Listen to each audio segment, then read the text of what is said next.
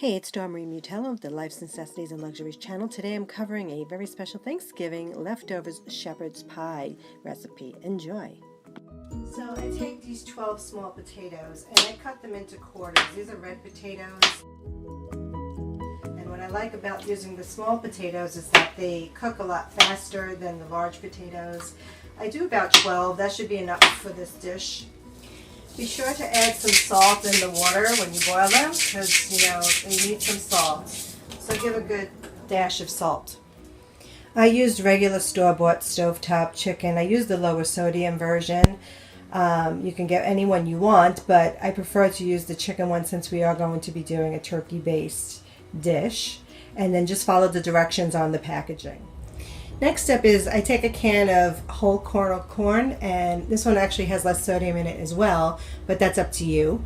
And then just make sure you drain it well in a strainer, in a colander.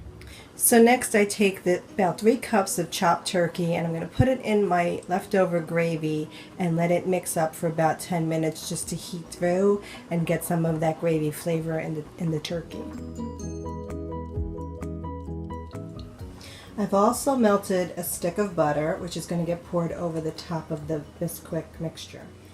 I take a can of whole berry cranberry sauce, which is going to get layered in the middle of each layer that we put in our Thanksgiving shepherd's pie. I take the cranberry sauce and I chop it up inside with a spoon just so that it's more pliable to actually work with. Next, in a large bowl, I take 1½ cups of the Biscquick mix and 1 egg and 1/2 cup of whole milk. I'm using half and half this time around because I don't have any whole milk available. I now remove the turkey from the gravy mixture and with a slatted spoon so that I can get those juices out of there. I don't want it to be soaking wet, just flavored. So scoop it out, put it in another bowl until you're ready to use it again.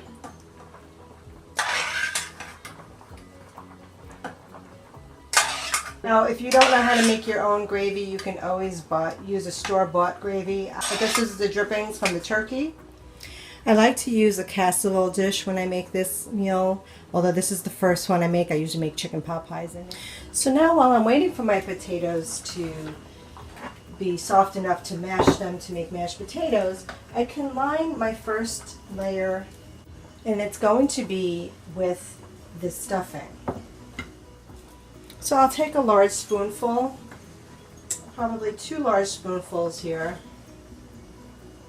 Make that 3. And press it with your hands so that you get a nice bottom. Make sure it's all filled up. You want it to, so if you have to add more, just keep adding until you can get the whole diameter. I like to use the knuckles of my hand to press down. And then once you do that, you get a nice foundation for your first layer. Tap it in well so that it really holds in there, Next, I'm going to add a very light layer of the cranberry. And I just spoon that around to cover the inside. Again, it's a few spoonfuls full until you can see that it's covered the entire parameters of the bowl. I like to spin it and turn because it seems to help spread it around a little bit easier. And you want it to kind of be the same level around so that it's leveled off. And then I'm going to put my potatoes down, but they're not ready yet. Now, when I make my mashed potatoes, I do it the old-fashioned way. So I take about 2 tablespoons of butter that's been softened, and I take some extra salt and pepper, put some of that in there, and then I use half and half with my mashed potatoes. That just make them more smooth. I take about 1/4 cup of half and half. And then I just go to town and mash with the good old-fashioned masher. And I just keep mashing until they're nice and soft and silky smooth. And What I'm going to do after this is I'm going to take the can of corn and I'm going to mix it within the mashed potatoes so that it's actually put together in a bowl. So just keep mashing until when I see the shepherd's pie. I kind of like a little bit of a rough mash, so they don't have to be that smooth. So now I take the kernel corn and I put the whole can in there and I just mix it all together so that the corn and the potatoes get mixed in there well. That's going to be the vegetable portion besides the cranberry sauce. And don't make it too thick because you're going to do a couple of layers until you hit the top. So again, if you like to just keep turning the bowl as you're spreading it around the bowl so that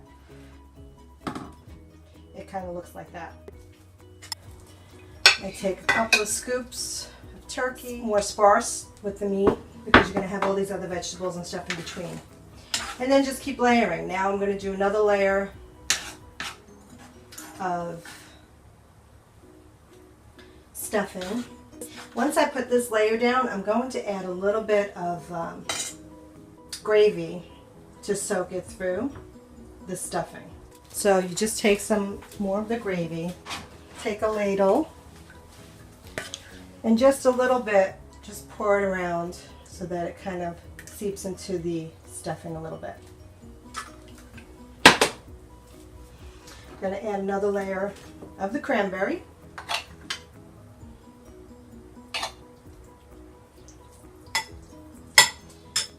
Another layer of the mash. Another layer of the turkey. This is going to be my last layer of turkey actually, so I'm going to use up all the rest of the turkey.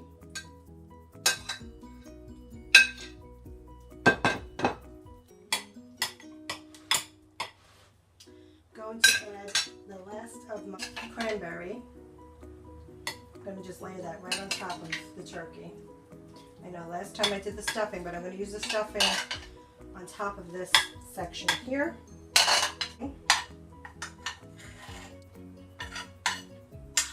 So this is one box of stuffing, okay? So it actually worked.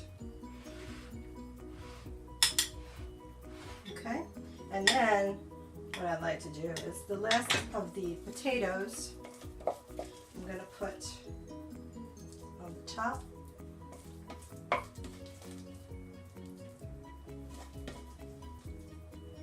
Say the potato corn mixture.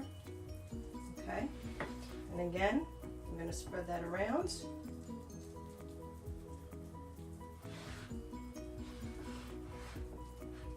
And if you have to come up on the sides, and then you can always wipe it off after, that's fine. And don't forget, you're going to put your Biscquick on here now.